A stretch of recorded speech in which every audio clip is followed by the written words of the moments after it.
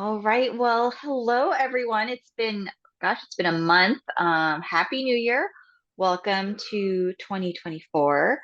And this is our first podcast of the year, and we're back. And Yes, Diana's it with me as feels always. it feels fantastic to be back, I have to say. Yes. It was nice to take a break and kind of regroup, recenter, recharge, because I definitely did a lot of that when I wasn't running around like a crazy person. But there was some recentering and some recharging. Yeah, and we both had some deadlines. You had some editing, I had some editing deadlines. You had newspaper deadlines. Yes. So we got caught up with that from like mid November till about, at least for me, from mid-November to mid December. I don't know about you, if yours was just all for Yes. December. Well, it's every month, so Hmm. so there's no real okay, we're done. But um November, October, November, and December are like the craziest times. So it was nice to take a break, but it is just as nice, if not even more so, even more nicer, even nicer. Even more Uh, so, even more so. even more so. I was so close I'm to still be on editor back. brain. To be back and talk about books and be getting all of our emails about books and everything. It's very exciting. Oh, and Chips has appeared Oh, for the kickoff episode. He it's just cold likes in California, so my dogs are under blankets. it is chilly here too. And do you mind? Can you swish your tail elsewhere? Um, it is chilly here. It's in like the low 50. I mean, okay, low 50s isn't chilly for, if you're in on the East Coast or the Northeast, but it's chilly and it has dipped down into the 30s a few times. So that's cold, Yeah, but I here don't. our high has been like no more than like 65, and our low has been down into like the high 40s. Definitely cold for For California. California, for Southern California, that's downright freezing. We had to bring one of the tortoises in last night. And we're just I like, you're gonna tried stay in here for like the next week or so. I tried reminding myself that 40 degrees in Chicago is like t-shirt weather. And I have a very distinct memory when we were living, I mean, not that it was so long ago, but I very vividly remember wearing a t-shirt out one day when it was like 45 degrees and sunny. And I try to remind myself of that now, and I'm like, nope, nope, that's cold. No, when I No, was a thank you. teenager, in the springtime when there were still snowbanks and we got into like the 50s and the 60s, we're talking like mid 50s, I would wear shorts and a sweatshirt. Oh, I mean, like your early 20s, after you're 21 and you're going out to the bars and the clubs and whatever, you're practically immune to cold because Right. you're going out in those like little dresses. And no, a jacket will ruin my outfit.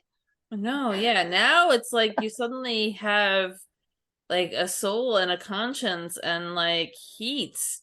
You I understand what heat have is.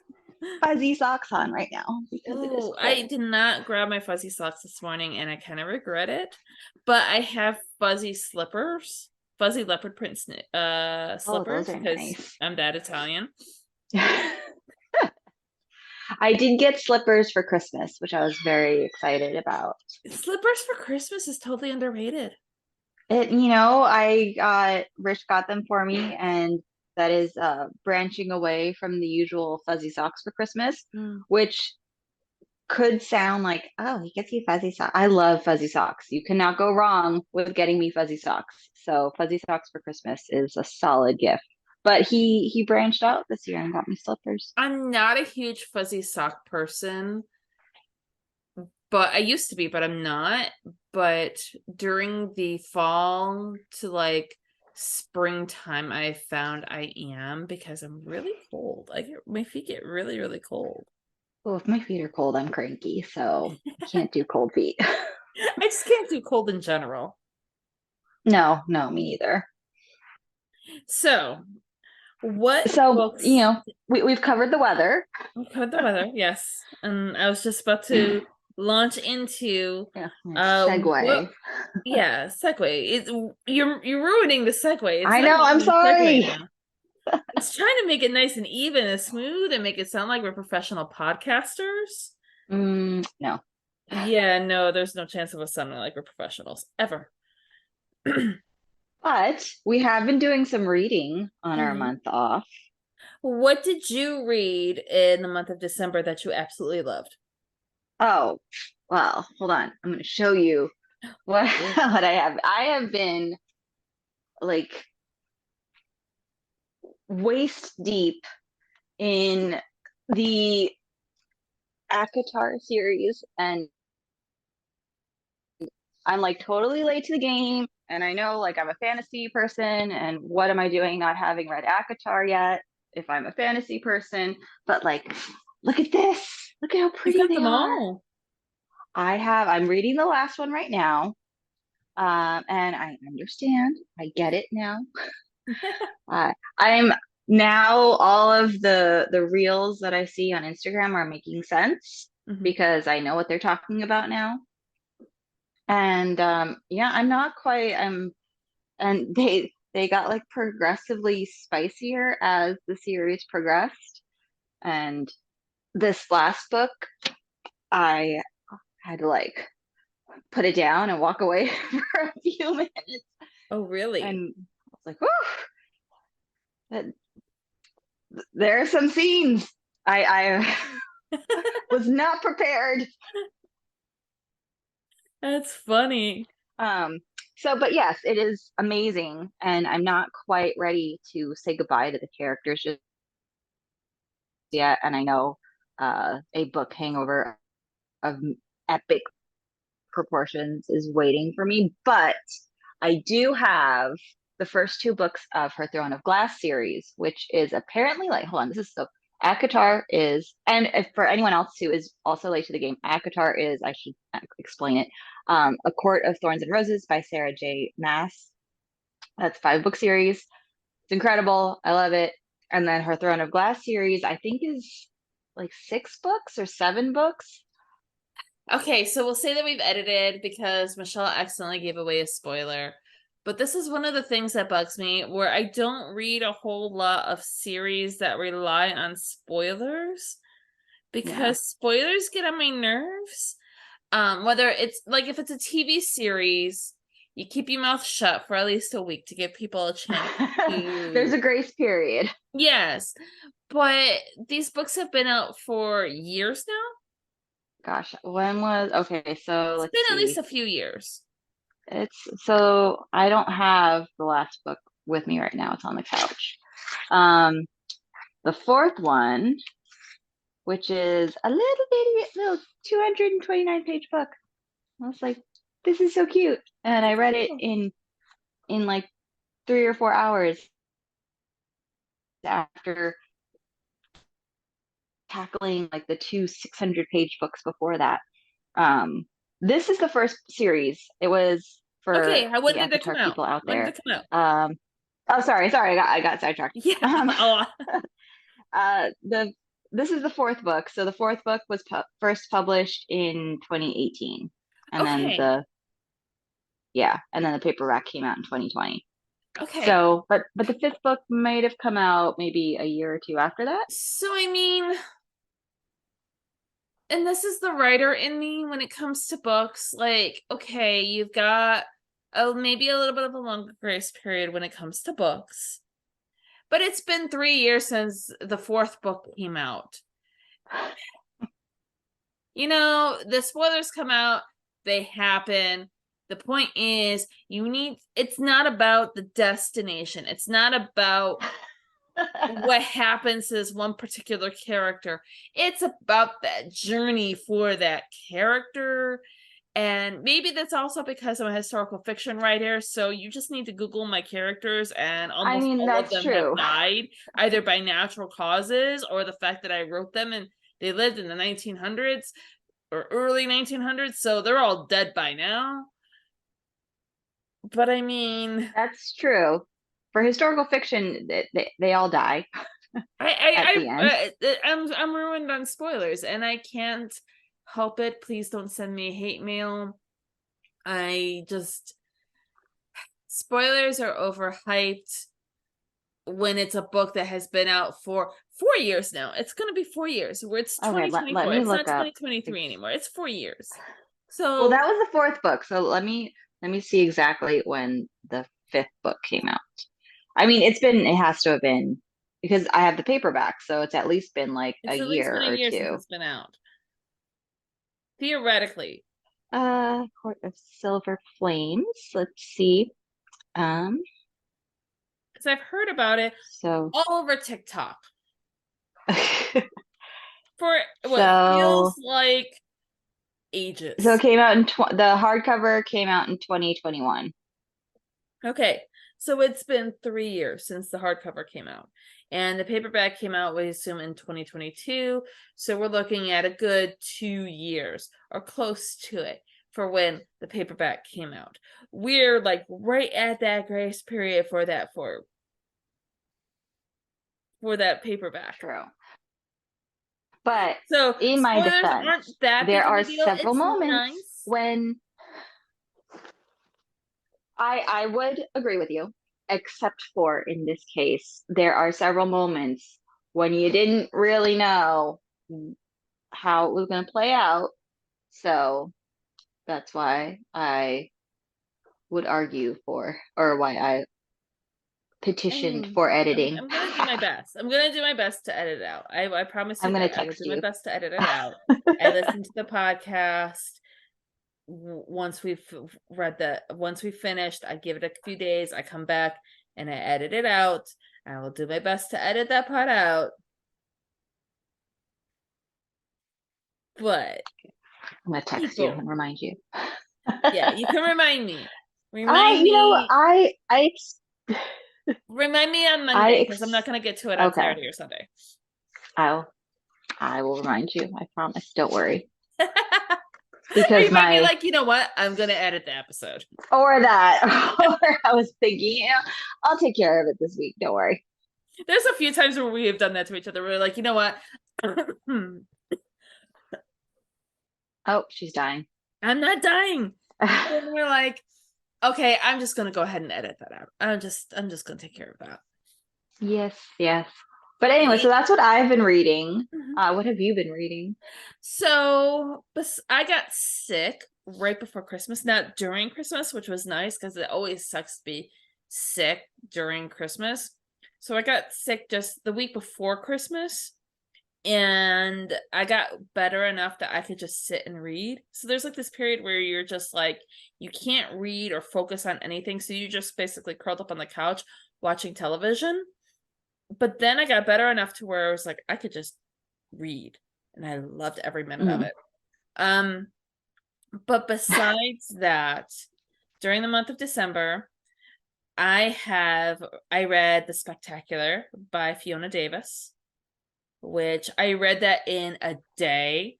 We're putting solar on our house, and they were like, oh, you're not going to have any electricity for a good 4 to 6 hours. So I had everything charged up, and I was like, well, I don't want to use my laptop right now. So I'm going to just sit here and I'm just going to read for a little bit. And a little bit turned into a good 8 hours because then they turned the electricity back on. And I was like right to that point where I'm like, I've got like 100 pages left. I might as well just finish it today. So I Hmm. finished The Spectacular in a day. And as the name suggests, it was spectacular. And then I read The Echo of Books. I read a lot, but these are my top ones. The Echo of Books, which we were talking about before we got on the air. I really, really like that book. I did not expect to like that book so much. It was one of those books that gets pushed around on social media about being a really great book. And sometimes with those social media books, you're like, maybe, maybe not.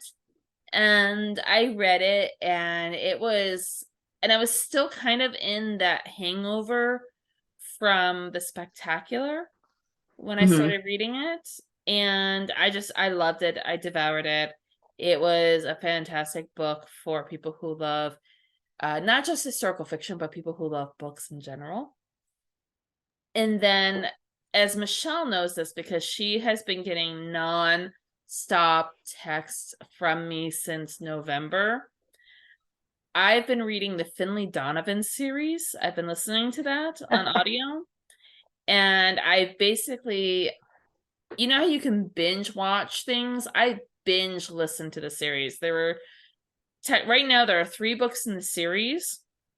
I listened to all 3 of them within the course of a month. Like, this is, and we're also talking to the point where I'm also a part of in a book club, and I didn't read the books for the book club because I was like, I'd rather listen to these audiobooks, and I'm just going to listen to this and just tell people I didn't read the books. And so I did that. I was like, oh no, I didn't read the books, but I listened to this wonderful series over the week, over the course of the month. So the Finley Donovans, absolutely loved it. And it's one of those, like, the premise of the book is, it really hits for me as an author because it starts off where she goes to a meeting with her agent and she gets mistaken as a contract killer. And that just sends her and her nanny on this wild ride. And I loved every minute of it. And there's a 4th book coming out in March, and I'm going to do everything possible to get El Casamano, who wrote this series, on the podcast in April. That would be awesome. Yes. So, and I know you, I don't know if you have finished it or if you're still reading it, but the Echo of Books, the Echo of Lost Books, what is it called? I finished that one, honey. I finished that one. That was so on Christmas Eve, it was really quiet here because my family was, most of them were in Japan. We were sick. My brother was down in San Diego, and we're not making that trip. So we just kind of had this nice quiet Christmas here. And so Oh, that's nice. yeah, it's nice to do that every few years, to have this nice quiet Christmas. And I practice the idea of like in Iceland, they say that they have these like Christmas Eves where you just spend it reading. Yes, yes, I've heard of that. That's what I did That basically. is not a bad Christmas Eve. No, no, I read when I got tired of reading, I also got Hogwarts or no, that was Christmas Eve. Because I got Hogwarts Legacy on Christmas Day. So on Christmas Eve and Christmas Day, I was bouncing back between the Echo of Books and Hogwarts Legacy. So I was like this happy. It was like my childhood. I was so very happy. I had a book and a video game, and it was everything to me. Um, so yeah, I finished it on December 26th. I've got my Storygraph app right here, and I finished it on December 26th. So a friend of mine, it's the Echo of Old Books, and I remember you texting me about it, and a friend of mine is listening to it right now, and one of her last, hold on, just a really funny text. She goes, "This book better have some sort of happy ending for me. I mean, I'm not crying, but I've definitely said, oh my God, many times." It's So it's moving up my list now. and I don't want to spoil anything for her, but having read it, it's one of those feel good book lover books. Like, it was like I did a whole I at the end of the year, I don't do them very often, but I did my top 6 books because I couldn't do my top 5. But I did my top 6 books for favorites for the year, and an Echo of Old Books was on the list. Oh, I did my top five. Hold on, where did I put Okay. it?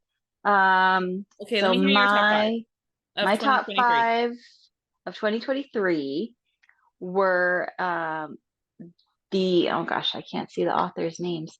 That I'm going blind. Um, The Space Between Worlds by Micaiah Johnson, Mm. incredible. Um, The Very Secret Society of Irregular Witches was like I read it very early on in the year, and that was easily my one of my I instant need to read that. favorite. It's just magical. That's Mm, the only word to describe that book is magical. mm, Um, Perilous Times by Thomas D. Lee, and that is like kind of like a King Arthur retelling set in like an apocalyptic future. It's super cool. I have last year was the year that I discovered if there is a Arthurian retelling or an Camelot adjacent book out there, I need to read it. I need it in my life. I am growing an entire shelf of Arthur retellings.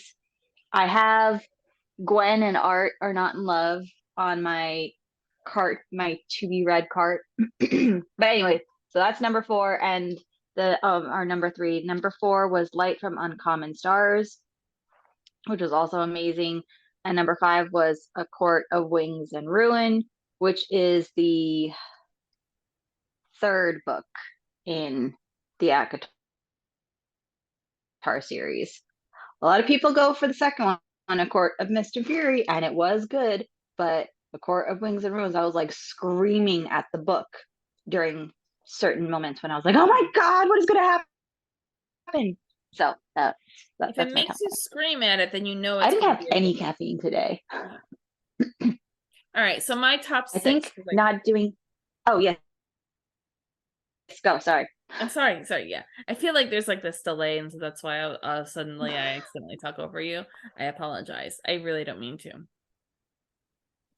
So my top six. Obviously, we discussed The Echo of Old Books and The Spectacular. Those two are definitely on there. Yellowface. Yes. That was an amazing book, and I feel like being a writer, that's a book that I feel that every author, it should be required reading. If you want to be an author, you need to read Yellowface. Um, Lillian the Octopus by Stephen Riley. I remember you talking about that book. Such a beautiful book, and it actually brought me to tears, like to the point where I'm in my car and I'm crying, and I come in and and it's about a dachshund. And I just grab my dog and I hold it. And my husband's like, I'm not sure if I like you reading this book. I'm like, but it's so beautiful. And then The House on Cerulean Sea. Yes. I loved it. It was one of my absolute favorites. His last book that the one that we interviewed him about. No, we interviewed him about And Master of Puppets.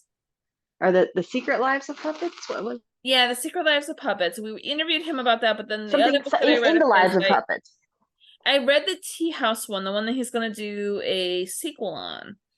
That didn't make Oh, it. I love that one. It's a beautiful book. It did not make it into the top six, but it's way up there. I love, love, love his writing. And the piece de resistance, the one that I think I love above all the others, was The Many Daughters of Ephang Moy. Yes. And that one's one of those ones where one of the reasons why I love it so much is that I think it's one of the ones I recommend the most to people. Mm-hmm. So we'll back up a little bit. I've been telling my dad that he needs to read it, and he just totally goes off on his own. Oh, it's a modern book, whatever, because it's not one of the classics. Oh, And I know. And then I'm in for Thanksgiving weekend. We're up north, and I'm with my friend, and we're going to a bookstore, and we're having the discussion about generational trauma and breaking those cycles. We're having this discussion at lunch. And then we go to the bookstore, and I see the paperback copy of The Many Daughters of Afang Moy. And I hand it to her, and I was like, "You're going to read this. You have no choice. This is what you're buying today." sometimes it's just that simple. Yes. And then, and I told Jamie about it as well. I was like, "Yeah, you'll never guess what I did." And then well, I'm discussing recommending books to my brother's girlfriend, and that book comes up. And I know I've recommended it a few other times. And then it's New Year's Eve, and I'm chatting with my friend, and he's also a book person, and he loves audiobooks. And not only I recommend it to him, he picks it up. He's like, "Oh, this is interesting." I was like, "I really, really love the audiobook," which I did. I really enjoyed the audiobook version of it. And he was like, "Oh, great. I like all your recommendations." And he just buys it automatically on the spot. So I got Jamie at least 2 book sales out of it. But I absolutely love that book. And I think that's one of the most important things for readers is if you love a book, you've got to recommend it, because that's how you get sales. That's how writers end up writing more books, is because word of mouth. You're telling people about the books. Hmm. I love that. And I did love that book when that was last That was February, a I year think, right? ago.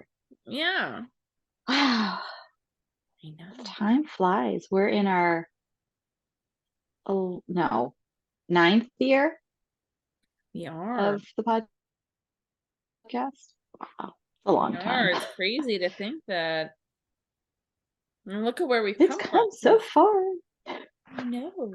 So let's talk really briefly about some of what we have lined up for the year, because we definitely do have authors already on our Yes, calendar. we do. And I know we've gotten some that have hit us up about it. And for those of you listening, just so you know, we don't and for the we don't schedule more than a couple months out. So we haven't even opened up our spring yet. We're just starting to talk about it. So, yeah, if we open up past the 30 days, um we end up with a whole bunch of bookings, and we miss out on a bunch of them. And then what ends up also happening is that we have books that that came out in, say, March, and we don't have them until September. And then we Right. have people who are like, "Oh, I can't do it anymore," which shit happens. We get it, but then we also end up missing out. That's how we end up missing out on others. So we kind of do 3 months at a time. And it also Yeah. saves us as well, because I don't know about Michelle, but I don't feel like reliving my reservation making days. Well, I remember, we definitely, when we were booking the whole year, and we're just, like, oh, because we get excited, we see all these incredible books and these amazing authors, and we want to book all of them, so we did. And then there was a year where we decided to try doing 2 interviews a week. We did that for 2 years. We did it for 2 years. We did that for We two were really years. crazy. And that turned out to be a bit much, even though it was great being able to speak with so many authors. It was just a little bit Hmm. hectic. Hmm. So we pared back for our sanity. But yeah, so because we've now pared back and we're just doing the one interview a week, we're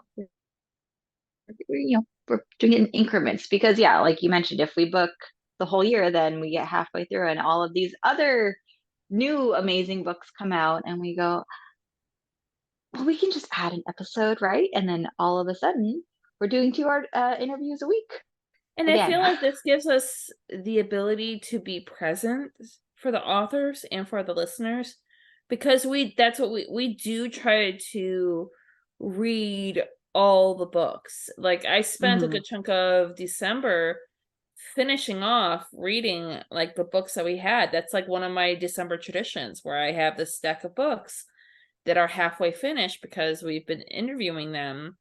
And so I'm like, Hmm. okay, I'm gonna go ahead and finish these books, because I don't want to give away any spoilers on the podcast. Go back, you can rewind back to our spoiler Lesson conversation. learned. Yeah, and I know Yes. I've been there as a interviewee, and the um the person who's interviewed us doesn't know what they're talking about. you get the same standard questions and generic questions. Like we have our standard questions that we like to ask because we're genuinely curious. But then there's Hmm. those and as a podcaster, those questions that are just like, okay, I'm just gonna put these in here because I have nothing else to ask. And I know nothing about you or your book. Hmm. Yeah, we And definitely try to. We don't read. Don't, I mean, not always. Sometimes you just can't help yourself and you read the whole book, and then you have to be like on your best behavior that you don't give away spoilers. But we definitely try to read a good chunk of it to allow for a little bit more of an in-depth conversation. yeah. And yeah, and so that's what we're doing for this year. We're Being going present. I feel slow. like if we have to set goals for the year for this podcast, I feel like one of our goals as podcasters is to be present for our authors. Yes. And plan the trip up to Greer because it's going to happen this year. It's gonna happen. It's gonna happen. I need to be able to sell a book to be able to travel. Okay. So once that We have happens, goals. we've got goals. We're gonna sell a book, and we're going to travel up to Massachusetts, and we're going to interview Greer, and I think we might have to do like a barbecue with our author friends and be like, come to our podcast. It's so This is fun. gonna be the hangout. This is gonna be the place. And they come, and then we like have like a separate room where we did the podcast interview. Have you and Greer met in person yet? No, No. no. Okay. Good. Don't do it before we go up there. Well, you don't have to You're worry about not it. allowed. Greer wasn't at the last Historical Novel Society meetup. And she hadn't moved to Massachusetts the last time I was out there. Okay. All right. So I'm you're just safe. making sure. I You've met so many of our authors because they're it just works out that way. because I'm a little social butterfly, and I like to be like, "Hey, we've got I'm here. Let's meet up." I know authors can be. It's really really easy for us to be introverts, for us to say, "No, that's not going to happen." But if I'm somewhere where I know there's a bunch of authors, I'm going to be like, all right, I'm going to be here at this time on this date. Show up. Let's get together. Let's have lunch. Because we miss out on so much of that water cooler talk, that office Right. kind of talk. You miss out if you're working in office, and I know sometimes it can get really frustrating, but really enjoy it while you have it. Mhm. Yeah, so I'm very excited about that. And there are definitely, I think a couple of years, maybe last year or the year before, we were like, we've had pretty much, I mean, minus like a couple people, pretty much everyone that we had on our like, wish list on the show, but I have added names. We're So always adding I, names. I have new names on my wish list, and that is my one of my goals for the podcast this year is to add more of my names so I can fangirl and be just a complete nerd and idiot and ask all the questions. Not idiot, I just like feel like my names are that have been on my wish list have been authors where I'm like, oh, I really love this book. We're going to go out and we're going to get this book. I think the only one that we haven't actively sought out to get on the podcast is Diana Gabaldon. I don't even know, like there would be no words. I would just no words. There would just be like I would just play the theme song in the background. And she's written so much and she's done so much. Like I love, like outside of um the Outlander series and her other series, and that's one of the reasons why I haven't really been that active, because I haven't kept up with her books. But she wrote this really great book for writers called I Give You My Body. And Hmm. it's teaching about how to write a sex scene in a novel. Interesting. Yeah, and so I found it really, really useful for my own writing as well. So she would be somebody who I would just, she's been in this industry for so long, she's been around for so long. I would want to just pick her brain about how she does things. Hmm. Tell us everything. Yes, okay, Start at the beginning. Go. we've got 40 minutes. All right, go. And just let her just go with the conversation, and we're just gonna sit back and be her students. We have no questions for you. We just want to hear you talk. We just want to be your students. You discuss whatever you would like to discuss. But we need to talk about what we're gonna who we're gonna have on the show.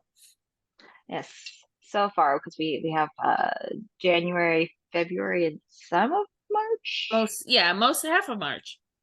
That's So right. Yes. coming up for January on the next episode, we're gonna have Jean Mackin, and she's gonna be on the show to talk about Picasso's Lovers, which I read the book and I really enjoyed it, and I cannot wait to pick her brain because it's got a little bit of um that Lost Generation vibe. You deal with some of the history from the Lost Generation, and we don't really get to see behind the veil for Picasso very Uh-huh. often. And we don't really get to see behind the veil too often when it comes to, I guess he's modernist, but that idea of the lives of these artists. So I'm really excited to be able to talk to her about that one. Um, Another book that I'm looking forward to, which I think I'm going to start tonight, is Davika and the Hollywood Wives. Hmm. And that one, That's it's a really interesting cover, so I recommend for those of you who are listening to go look it up. And interestingly, so get this, because everything's a small world in the literary community, especially the author, Kirthana, she and I had the same editor at Hachette at Grand Central. oh cool. Yeah, so it's going to be really cool to be able to have that discussion with her. And when I read the book, it's going to be really interesting because then I'm going to be able to see. When I read it, I'm going to see, okay, how did my editor, Karen, what was her influence on the book as well? It'd be interesting. And to have that discussion with Karthana would be really cool. And then in February, we're doing the Black History Month. All of a sudden I was blanking on my words. We're doing a Black History Month celebration, which I'm really excited. Michelle and I were talking about this last year, and this year what we're going to try to do is we're going to do try to celebrate each month of those special months. So February is Black History Month. May is Asian American Pacific Islander Month. And then we've got June is Pride Month. And and then we've got Hispanic Heritage Month in what, September, October, roughly. Yes. And The exact then we're dates also is going to have some escaping me right Italian now. heritage. And we also have Italian Heritage Month, and there's also and in October as well. There's like 3 Heritage Months all in October. So Hispanic Heritage Month starts in mid-September and goes to mid-October. And then in October, you also have Italian Heritage Month. And then you also have Filipino Heritage Month. October's gonna be a busy month. October's going to be a busy month. So it's going to be interesting to see what we do for that time period. But we're going to try to, celebrate all of these different heritages. So we have a really fantastic lineup. Our episode with Donna Hill, we have I Am Aya. It looks fantastic. I'm looking forward to reading that. That cover is gorgeous. Yes. And then Rita Woods, I'm really excited to have her on the podcast because she's been around in the historical fiction world. And I have her book Remembrance, and I haven't read it yet. But she's got a book which I really think you're going to like, Michelle, called The Last Dreamwalker. Ooh. And the Already premise sounds of the intriguing. yeah, you're gonna want to listen. You're gonna want to read this. I plan on listening to it on audiobook. It's gonna be my next audiobook purchase. But the last Dreamwalker, let me go to in the wake of her mother's passing, Layla Hurley unexpectedly reconnects with her mother's sisters, women she hasn't been allowed to speak to or of in years. Her aunts reveal that Layla that the Gula Geechee Island off the shore of South Carolina now belongs to her. As Layla digs deeper into her mother's past and the mysterious island's history, she discovers that the terrifying nightmares that plagued her throughout her life and tainted her relationship with her mother and all of her family is actually a power passed down through generations of her Gula ancestors. She is a dreamwalker, able to inhabit the dreams of others and to manipulate them. I cannot wait to read this book. So we have it's Alexa Martin for Next Door Nemesis. So that's February. Sarisha Glass, and I hope I'm pronouncing her name correctly. Um, is Game On. Christine Forrest. Christine Forrest is the partner plot. That's our lineup so far, and of course we're going to keep adding as the year progresses, and try to get some of our own personal wish list names on the calendar so we can fangirl and ask all the questions and try to figure out what we would ask Diana Gabaldon if we were to have her on the show because I That don't would even be know, a great anniversary ad right? on. Like happy anniversary us. We've We got got Diana ourselves a Gabaldon. present. She's on the show and she's just gonna sit here and just talk to us. Yeah. It doesn't even matter. Like we can talk about whatever she wants to talk about. Doesn't even have to be about a book. What she's reading, what the weather is. Like what is a book on her bookshelf that she hasn't read yet that she keeps going, oh, I should read that. We all have it. We all have those. Yes, I have many. I Mine have have many. I probably have completely. more books that I haven't read on my bookshelves than books that I have read. Ugh, yeah, same. Maybe. Same. Yeah, I have a book like, and there's always one. I don't know about you, Michelle, but I feel like there's always one book that you want to read, but because of the podcast, it ends up being like a full year on courtship with the book where I'll you're like come you back pick it for up and you. you read it a little bit because you've got some time and then you set it down and then you pick it back up and you read a little bit more. Because that was House on It's like Cerulean a Sea for it's me. like a Victorian romance. It Like is. it's It very chaste but very steamy. Like wait for yeah. me. I'll come Yeah, back. not sure it was House on Cerulean Sea. This year it's Homecoming by Kate Morton. Okay. I'm about halfway through it and I was like, okay, I'm gonna finish it before I have to really start pushing for our reading for this year and I'm not gonna be able to finish it before we start with our podcast books. I did. I also started listening to V.E. Schwab's Darker Shade of Magic trilogy Ooh. because I've read it before, but I picked up um, the first book in her new Threads of Power series, which is kind of like a spin-off.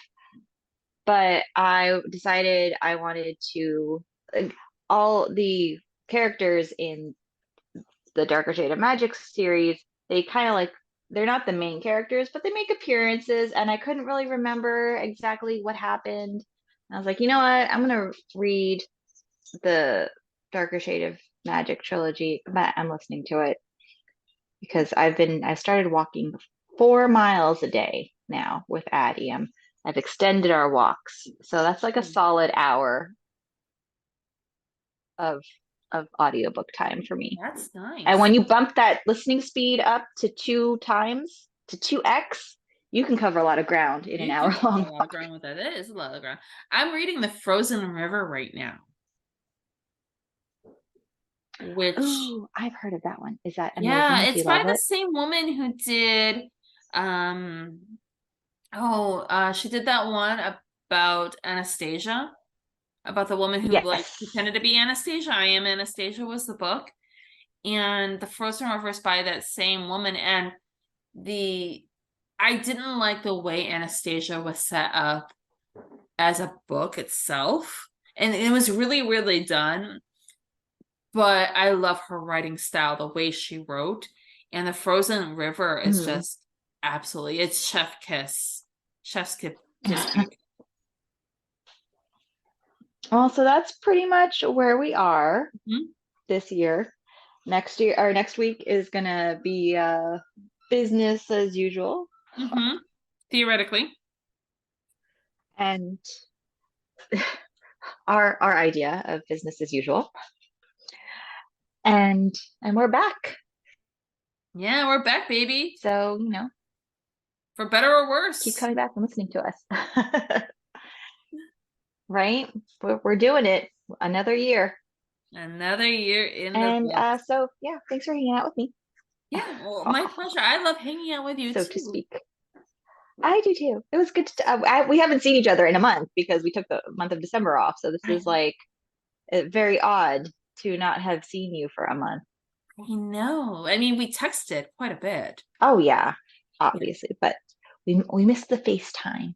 I know. I miss that face. I miss your silly face. Oh, thank you.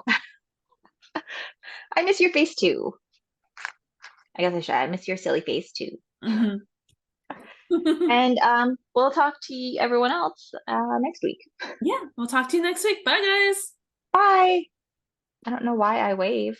No one can see You me but waved to you. me. It's me. Bye. You could wave to me. Bye.